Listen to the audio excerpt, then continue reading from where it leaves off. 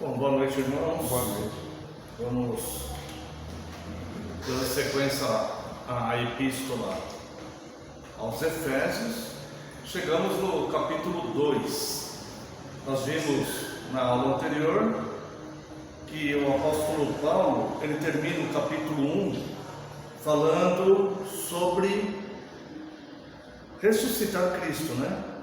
Se nós vermos aqui no capítulo 1, verso 20, da carta aos Efésios, o qual exerceu ele em Cristo, ressuscitando entre os mortos e fazendo-o sentar à sua direita, nos lugares celestiais. E nós vimos também na última aula que no capítulo 1, verso 3, Paulo afirma que Deus nos tem abençoado com toda sorte de bênçãos espirituais nas regiões celestiais, né? Então nós vimos que o controle e o poder das decisões vem de cima, vem das regiões celestiais, tá? E agora aqui dos versos 1 ao verso 10, nós vamos ser informados de como se dá essa situação, né? Ele vem, a carta, o tema principal da carta será a unidade da igreja. A igreja, ela uniu judeus e gentios. E para explicar isso, Paulo começa falando da salvação em Cristo, né? Então no capítulo 1 até o 2:10, ele vai falar da salvação em Cristo. Depois do 2:11 até o 4:16, ele vai falar da unidade da igreja. Então nós vimos já na última aula que Paulo descrevendo como se dá a salvação, né? Vamos relembrar aqui os versos 4 e 5 do capítulo 1. Assim como nos escolheu nele antes da fundação do mundo, para sermos santos e irrepreensíveis perante ele em amor, e nos predestinou para ele, para a adoção de filhos, por meio de Jesus Cristo, segundo o beneplácito de sua vontade. Então nós vimos que a vontade de Deus, que é o conselheiro de Deus, e a vontade de Deus ela é boa, perfeita e agradável, né? Então Deus age segundo a sua vontade. Agora aqui do capítulo 2, vamos ler do verso 1 ao verso 3. Na minha Bíblia aqui tem um título: do pecado para a salvação pela graça, tá? Vamos ler aqui, capítulo 2, versos de 1 a 3. Ele vos deu vida, estando vós mortos nos vossos delitos e pecados, nos quais andastes outrora, segundo o curso deste mundo, segundo o príncipe da potestade do ar, do espírito que agora atua nos filhos da desobediência, entre os quais também todos nós andamos outrora, segundo as inclinações da nossa carne, fazendo a vontade da carne e dos pensamentos, e éramos por natureza filhos da ira, como também os demais. Então nós vemos aqui que a palavra declara que nós éramos mortos espirituais. Nessa narrativa aqui do versículo 1 até o versículo 3 do capítulo 2, nós podemos perceber 5 características que eu quero analisar aqui com os irmãos. Primeiro, essa situação descrita aí, ela é universal, tá? Ou seja, todas as pessoas em todos os lugares do mundo, tá? Todos estavam mortos em delitos e pecados, sejam judeus ou seja gentios, inclusive os eleitos, seja eleito ou seja réprobo, estava morto em delito e pecado. Alguns continuarão mortos em delitos e pecados, outros serão vivificados, né? Veja que ele fala que ele vos deu vida, estando vós mortos nos vossos delitos e pecados, tá? Veja o verso 2: dos quais andastes outrora, segundo o curso deste mundo, segundo o príncipe da potestade do ar, do espírito que agora atua nos filhos da desobediência. A segunda característica é que essa situação é de uma rebelião ativa contra Deus. Uma rebelião ativa contra Deus, tá? Então olha só, Ele nos deu vida, estando vós mortos nos vossos delitos e pecados, nos quais andastes outrora segundo o curso deste mundo, segundo o príncipe da potestade do ar, do espírito que atua agora nos filhos da desobediência.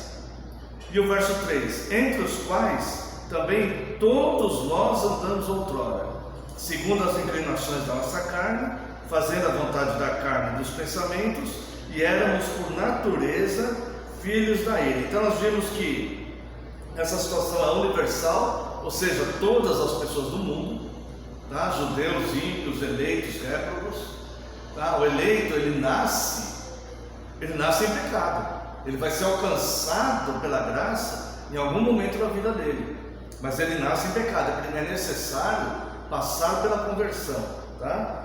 Isso mostra também que não é um fato, né? Como os judeus acreditam, que o povo escolhido são os judeus, então pelo simples fato de nascer lá é salvo. Também não, tá? Todos, né? Está dizendo aqui todas as pessoas, é universal, e é uma rebelião ativa contra Deus. A outra característica que a gente percebe aqui é que essa situação é sem liberdade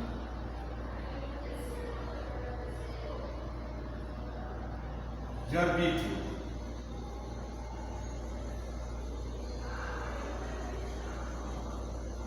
Não existe uma liberdade no arbítrio do homem em que ele possa decidir por si só, escolher por si só sair dessa situação. Não, ele simplesmente vai vivendo aqui, como diz, está vendo? Segundo o curso do mundo, segundo o príncipe da potestade do ar, né? Dos filhos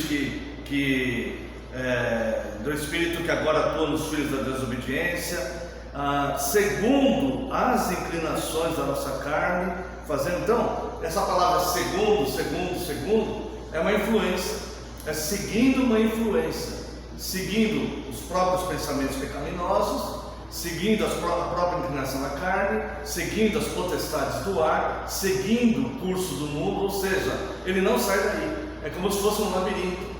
Então não existe a liberdade de arbítrio, tá? Então é uma situação universal que abrangiu todas as pessoas do mundo, somente Deus pode vivificar essas pessoas, tá? A outra situação é que ela é uma rebelião ativa contra Deus. Quando diz aqui, dos quais andaste outrora segundo o curso deste mundo, segundo o príncipe da potestade do ar, do espírito que agora atua nos filhos da desobediência.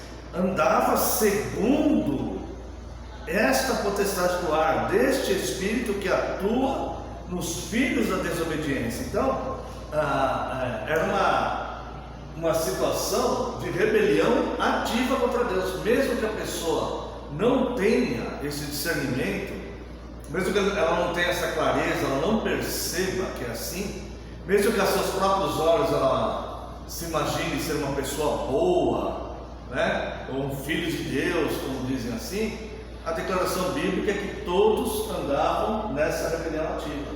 E a terceira característica é que sem liberdade de arbítrio, ou seja, não tem como sair dessa situação. A única forma de sair dessa situação é sendo vivificado por Cristo, tá? Existem mais duas características, né? A quarta característica que eu quero analisar aqui com os irmãos é que essa situação mantém o homem incapaz de sair dela. O homem é incapaz por si só de sair dessa situação, tá? Então eu quero convidar aqui os irmãos a leitura de Romanos capítulo 8, leremos o verso 7. Ao estudarmos, irmãos, o capítulo 2 de Efésios, é aconselhável estudar junto o capítulo 1 de Romanos e o capítulo 8, tá? Capítulo 8, verso 7. Diz assim, ó: por isso, o pendor da carne é inimizade contra Deus, pois não está sujeito à lei de Deus, nem mesmo pode estar. Então, o pendor da carne é inimizade contra Deus, tá? Cristo e a igreja vieram quebrar essa inimizade, que é como a carta vai nos ensinar aqui. Vai derrubar o muro da inimizade que havia, tá? Então, o pendor da carne, ele é inimizade contra Deus, certo? Agora, voltando lá em Efésios 2, nós vamos ver mais uma vez aqui, versículo 3. Entre os quais todos nós andamos outrora, segundo as inclinações da nossa carne, fazendo a vontade dos pensamentos, tá? Então, essa própria inclinação natural do ser humano mantém ele incapaz de alcançar Cristo, de alcançar a salvação em Cristo.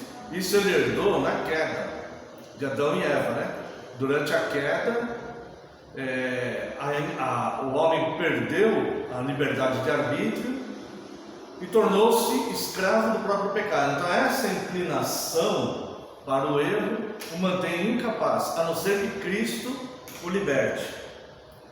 E aqui está a característica, é que essa situação toda aqui provoca a ira de Deus.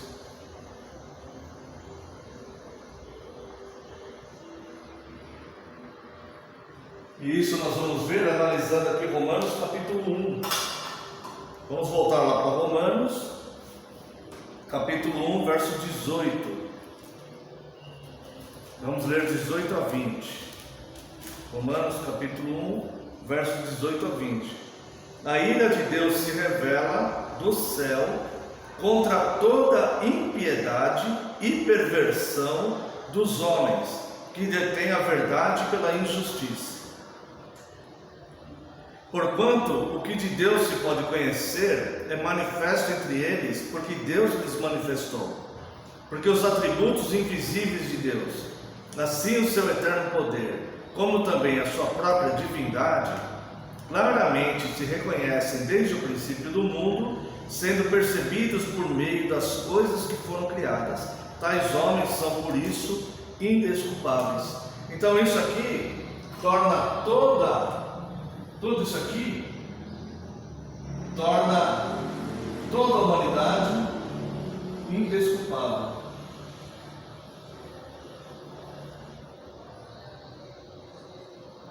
Porque a própria natureza manifesta que existe um Criador.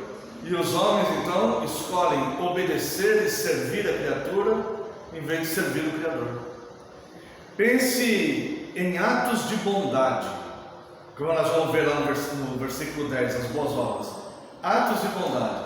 Só existe a piedade cristã se esses atos de bondade for no sentido de servir a Deus. A intenção da pessoa é de fato servir a Deus. Se ela faz esses atos de bondade com qualquer outra intenção que não seja servir a Deus, ela está servindo a própria criatura, mesmo que for a criatura a quem ela está estendendo a mão. Certo? Então, o homem se torna indesculpável. Por isso que fala o serviço, quando a Bíblia vai falar do serviço piedoso, claro, nós devemos cuidar das pessoas, sem dúvida, né? Mas nós só estaremos servindo a Deus se o nosso coração estiver movido para fazer isso por amor, totalmente desinteressado, sem interesse nenhum de nada. Tudo bem até aqui? Então vamos lá. Só para confirmar, né? Vamos ler de 1 ao 3 de novo. Ele vos deu vida, estando vós mortos nos vossos delitos e pecados, nos quais andastes outrora, segundo o curso deste mundo, segundo o príncipe da potestade do ar, do espírito que atua nos filhos da desobediência, entre os quais todos nós andamos outrora, segundo as inclinações da nossa carne, fazendo a vontade da carne e dos pensamentos, e éramos por natureza filhos da ira, como também os demais. Quando Paulo fala, né, todos nós, entre os quais também todos nós. Ele está não só falando da universalidade, se incluindo, ou seja, incluindo a ele próprio, como ele está dizendo nos Efésios, que os judeus também. Então não é o fato de a pessoa nascer lá, né, que ele vai ser escolhido por isso, tá? Então de fato a situação é universal, é uma rebelião ativa contra Deus, é sem liberdade de arbítrio, mantém um homem incapaz de sair dela por si só e provoca a ira de Deus. Por isso é necessário Cristo, sermos vivificados por Cristo, tá? Então nós vemos aqui, irmãos, um cenário caótico, onde encontra a humanidade após a queda. E como tudo parece perdido, né?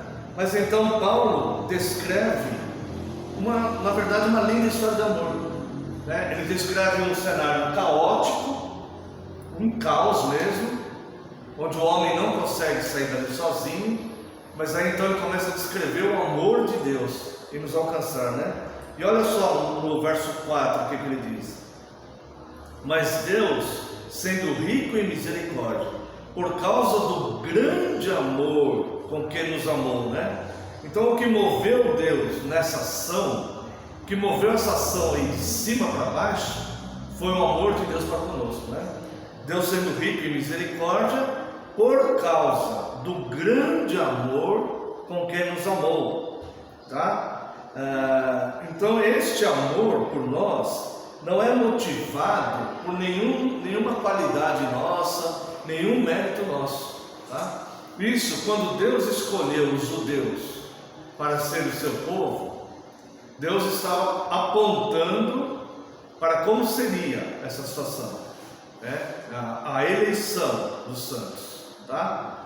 Quando Deus, nessa questão didática, mostrando como seria a eleição dos santos, Deus explica para os judeus como que Deus os elegeu, e é exatamente dessa forma que nós também somos eleitos, né? Vamos ver lá Deuteronômio capítulo 7,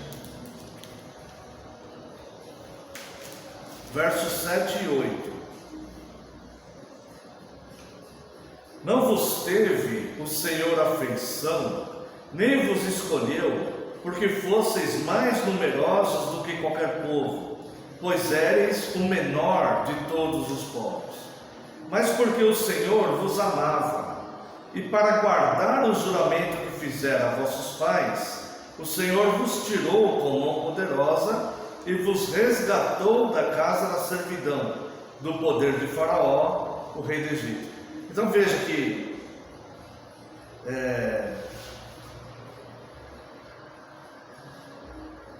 no verso 7, verso 8, né? Não vos teve o Senhor afeição, nem vos escolheu porque fosseis numerosos, ou porque ou tinha alguma outra qualidade, mas porque Deus vos amava. E Paulo está dizendo aqui para os eleitos que foi por causa do grande amor com que Deus nos amou. Então, todas as pessoas, inclusive nós, estávamos provocando a ira de Deus, mas por causa do grande amor com que Deus nos amou, sendo Deus rico em misericórdia, então Deus nos vivificou quando nós estávamos nessa situação que a Bíblia vem chamar de mortos em delitos e pecados. Uma dúvida aqui? Não?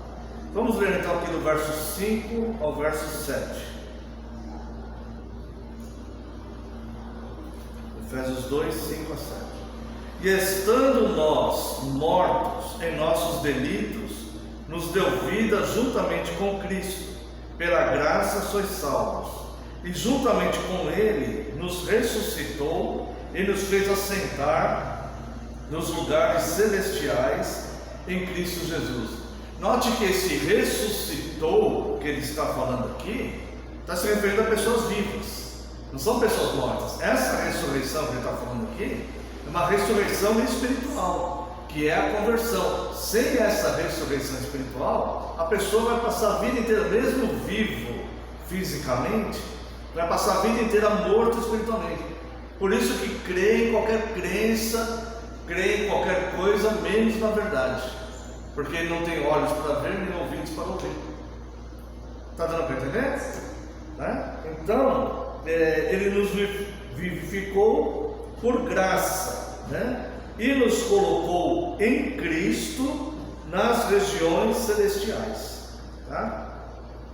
Verso 8: pela graça sois salvos, mediante a fé, e isto não vem de vós, é dom de Deus. Aqui, irmãos, nesse versículo 8 aqui, está falando do tempo da salvação. Quando está falando desse mediante, está dizendo no presente. Se a gente pegar a Bíblia contextualmente, nós vamos ver, por exemplo, aqui no capítulo 1, verso 4. Assim como nos escolheu nele antes da fundação do mundo, ou seja, no passado. O passado da perspectiva humana, né? Do entendimento humano. Então a nossa salvação se dá dessa forma. No passado, Deus nos escolheu. No presente, nós somos alcançados pela graça em algum momento da nossa vida, tá? Nessa vida atual, nós somos alcançados pela graça mediante a fé. Esse é o presente. E o futuro, a palavra de Deus fala, né? Nem olhos viram, nem ouvidos ouviram, nem jamais penetrou no coração humano o que Deus tem preparado para aqueles que o amam. E também Jesus, ele fala lá em João 14, né? Eu vou preparar-vos lugar. Na casa de meu pai há muitas moradas. Se não fosse assim, eu vos teria dito, pois vou preparar-vos lugar. Tá? Então estão os três tempos da salvação aqui, tá? E o versos 9 e 10: não de obras para que ninguém se glorie, pois somos feitura dele, criados em Cristo Jesus para as boas obras, as quais Deus de antemão preparou para que andássemos nela. Então essas boas obras, elas não são nossas, porque nós não temos justiça própria. O próprio Deus preparou essas boas obras para que nós andássemos nela. Por isso que o nosso serviço piedoso, ele só vai ser piedoso se a gente fizer servindo a Deus, caminhando nessas boas obras. Tá? Muitas pessoas fazem um serviço piedoso, mas está servindo a si mesmo, né? Ou servindo ao outro. Eu quero ler aqui com os irmãos a Confissão Belga, o artigo 24.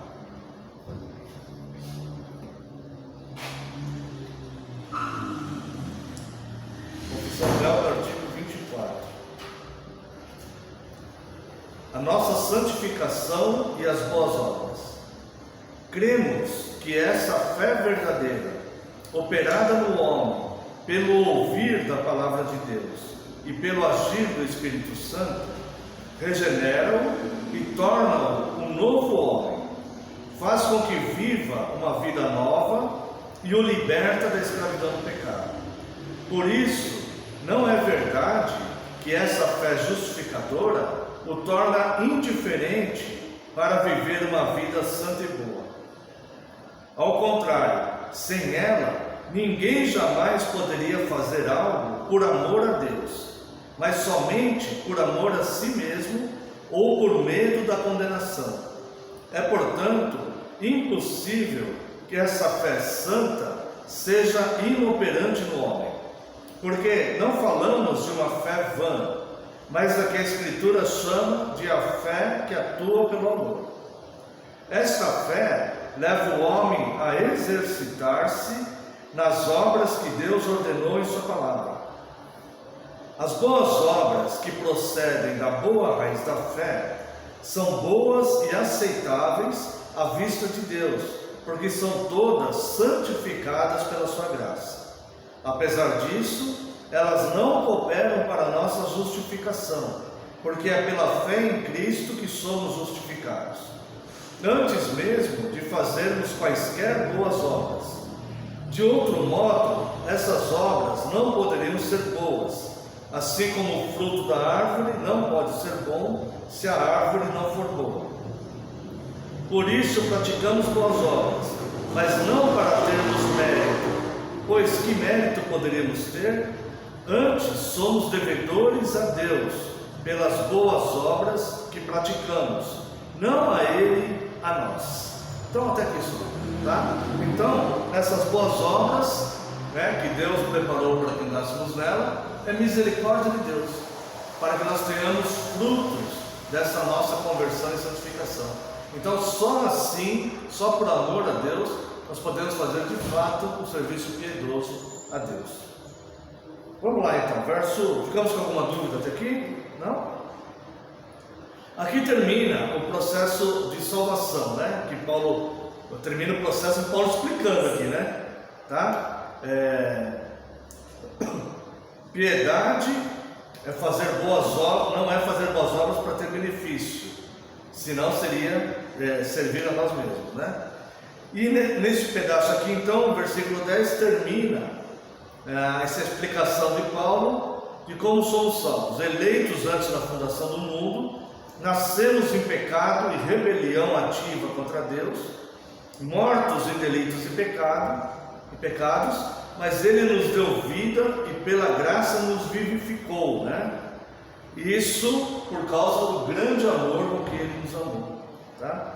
Então, a nossa resposta, a resposta daquele que de fato é vivificado em Cristo, é a gratidão. Não tem outra resposta. A resposta é a gratidão. Então, se nós fizermos boas obras, é por gratidão. Se nós servirmos a Cristo, é por gratidão. Se nós estamos cultuando a Ele, é por gratidão. A força motora que nos move para tentarmos cumprir os mandamentos, para estarmos em santa comunhão, cultuando a Deus, tudo é gratidão por Ele, porque senão nós estaremos dentro desse quadro, desse caos aqui, ó. Estaremos dentro desse caos. Houve alguém que disse certa vez, né, não me recordo quem, mas é verdade, disse que esta vida é o único inferno que o salvo vai conhecer, e é o único paraíso que o perdido vai conhecer. Então esta vida aqui é o único paraíso que o perdido vai conhecer, e é o único inferno que o salvo vai conhecer, porque o que vem depois é inferno de fato e paraíso de verdade. Tá certo? Tudo bem? Depois a partir do verso 11 aqui, ele vai começar a falar da unidade da fé, tá? E aí vai ficar bastante interessante a carta, né? Porque ela já está sendo bem doutrinária, né? No sentido de soteriologia. Aqui vai falar bastante da igreja, né? Os gentios e os judeus são unidos pela cruz de Cristo. Vamos lá, verso 11. Portanto, lembrai-vos de que outrora vós, gentios na carne, chamados incircuncisão por aqueles que se intitulam circuncisos na carne, por mãos humanas. Naquele tempo estáveis sem Cristo, separados da comunidade de Israel e estranhos às alianças da promessa, não tendo esperança e sem Deus no mundo. Então o que acontece? Antes de Cristo, como é que era? O povo eleito era os judeus, né? E os gentios eram todos pagãos. Então os gentios, Paulo descreve os gentios dessa forma aqui no verso 12. Naquele tempo estavam sem Cristo, separados da comunidade de Israel e estranhos às alianças da promessa, não tendo a esperança e sem Deus no mundo, tá? Então aqui ele está falando desta unidade. Se você quiser abrir sua Bíblia lá em Romanos 9, Romanos capítulo 9, a partir do verso 3.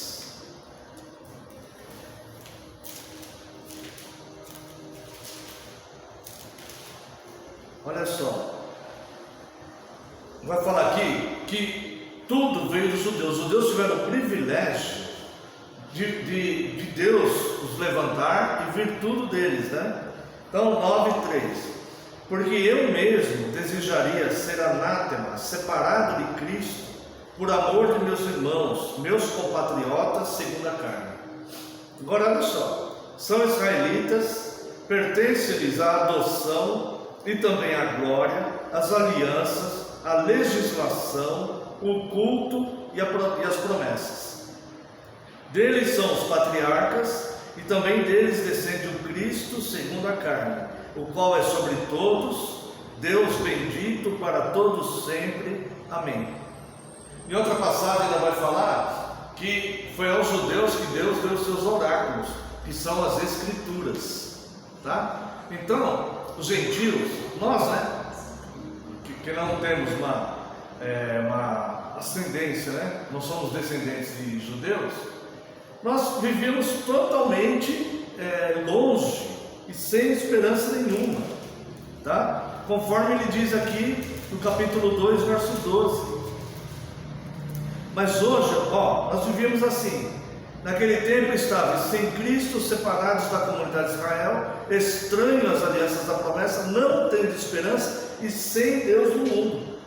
Ou seja, estávamos nesse quadro aqui, que ele fala, totalmente sem esperança e sem condição de sair. Então, a única resposta de fato é a gratidão, porque Ele nos vivificou, sendo que nós não fizemos nada, não há mérito nenhum nosso, não há qualidade nenhuma nossa nisso, tá? Então ele vai falar de circuncisão de coração, A circuncisão física era uma sonda, a circuncisão real, ela não é feita por mãos humanas, mas é a circuncisão de coração, que é manifesta no batismo, conforme Paulo fala aos Colossenses capítulo 3, eu acho que é verso...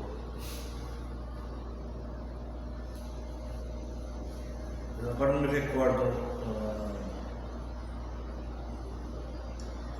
agora qual versículo que era.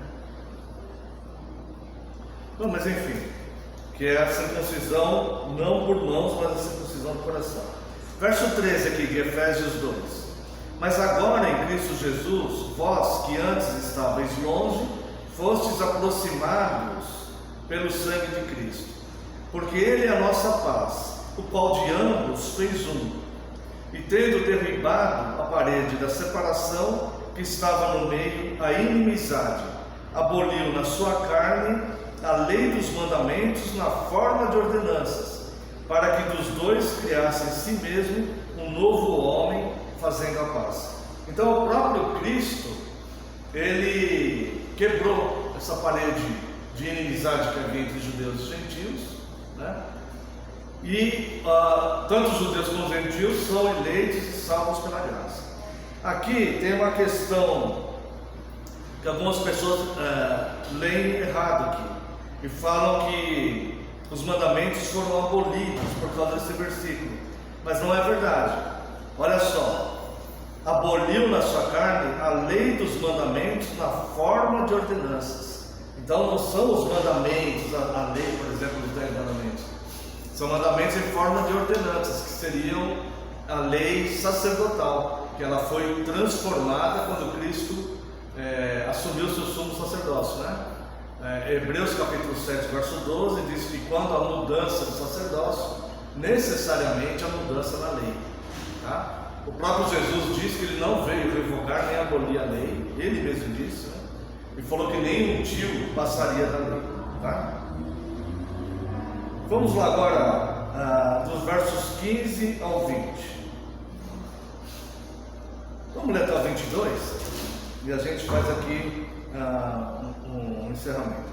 Aboliu na sua carne a lei dos mandamentos na forma de ordenanças, para que dos dois criassem em si mesmo um novo homem, fazendo a paz, e reconciliasse ambos em um só corpo com Deus, por intermédio da cruz, destruindo por ela a inimizade. E vindo, evangelizou paz a vós outros que estáveis longe, e paz também aos que estavam perto. Está vendo que tanto os judeus como os gentios foram evangelizados, Porque por ele ambos temos acesso ao Pai em um Espírito, Ou seja, através de Cristo, tanto os judeus como os gentios têm acesso ao Pai. Através de Cristo, se rejeita Cristo, não existe o acesso.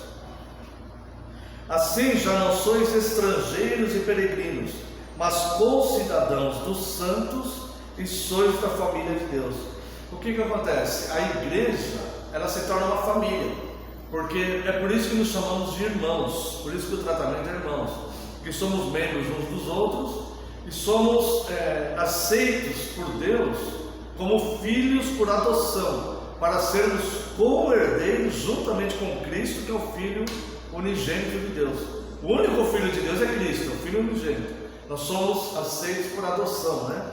Então a igreja, na verdade, é uma grande família, e Paulo fala aqui: sois da família de Deus. Ele usa essa expressão.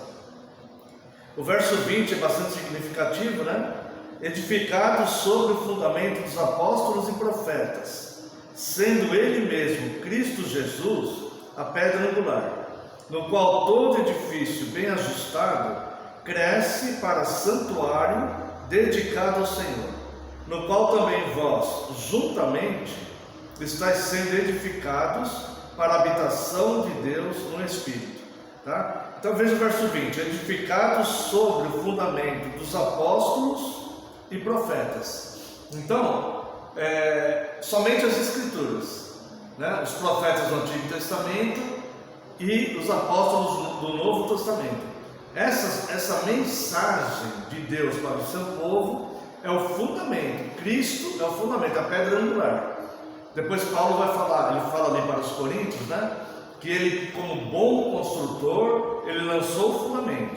E esse fundamento ninguém pode mudar, que é Cristo, né?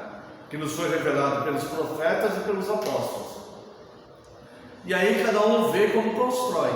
Ele vai falar: um constrói com pedras preciosas, ouro e prata, outro constrói com madeira, feno e palha, mas o fogo provará a obra de cada um, né? E aquela obra que resistir, então, é a obra na qual está sendo edificado de fato esse edifício, né, que é o santuário de Deus, tá bom? Então, que somos nós mesmos, né? Então, trata aí de solidez e estabilidade. Então, aqui Paulo ele termina de falar o processo da salvação, que é basicamente esse quadro aqui que nós vemos, né? Sem Cristo nos vivificar, a situação é caótica, é o caos. Nós precisamos ser vivificados por Cristo. Se alguém ouviu essa palavra e sente que está nesse caos, essa pessoa deve, uma oração súplice a Deus, pedir para que Deus o vivifique espiritualmente, né? Que Ele abra os olhos, os ouvidos, Ele traga vida espiritual, essa ressurreição espiritual que fala aqui, né? Fomos ressuscitados nele e nos assentamos nas regiões celestiais, tá? Para que possamos prosseguir. Depois que ele termina de falar do processo da salvação, ele começa a falar então da unidade da igreja, que vai abordar agora o capítulo 3 e o capítulo 4 até o verso 16. Então, por hoje é só essa aula aqui. Se alguém quiser fazer alguma pergunta, pode tirar. Alguém tem algum comentário?